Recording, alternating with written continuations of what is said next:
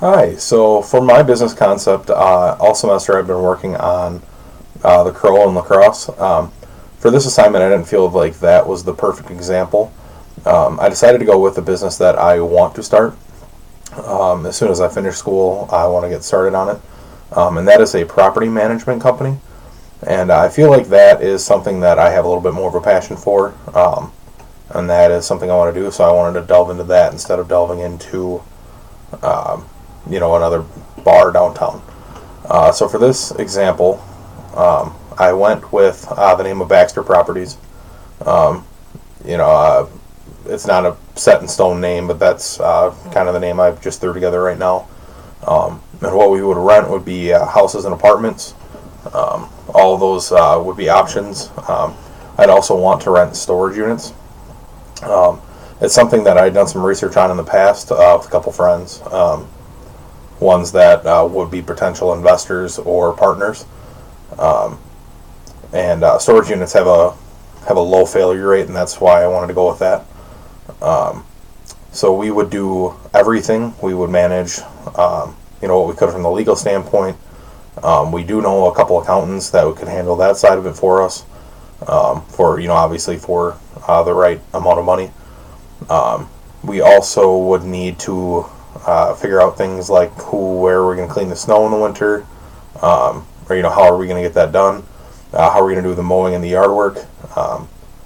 Right now, starting the company, I would probably continue to work my job, so that would be a potential need right there. If it got to the point where I didn't have to work my job anymore, that would be something I would be more than happy to do myself. But for right now, that's something we would need to figure out to begin with. The resources that I would need to get started, first and foremost, would be a bank loan. Obviously that's anything when you're starting a business, you're going to need the capital to do so. And with a rental property company, you're going to need a fair amount of capital to get started to buy properties. Once you buy the property, then you have to bring it up to code if it's not up to code already. There are obviously things that you're going to want to replace. Everything adds up. To think about it now, but working where I do now for First Supply, say you need a new sink, or something like that for the bathroom, or just a new faucet for the sink in the bathroom. That's a couple $100 right there. And a lot of people don't think about that kind of thing. So that's always something you have to think about going into that kind of project. Another possible resource is an unconventional one, but it actually could be a competitor. In most fields, you don't see that. You don't. If you own a bar, you don't go to another bar and say, "Hey, how do you run it?" But that's something. In this situation, a lot of people don't want to own too much property, and they're more than happy to help somebody who's just getting started.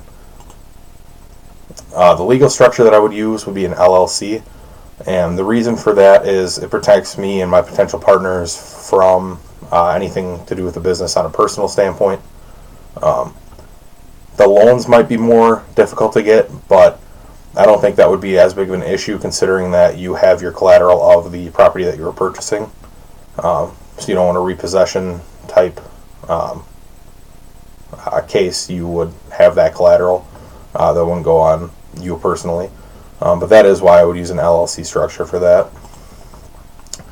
Some competitors that I would have would be just the ones I found that are the bigger ones around here would be River City Rentals, 360 Real Estate Solutions, Three Amigos, and Brought Properties. Those are just the biggest ones or some of the bigger ones that I knew and found in the area.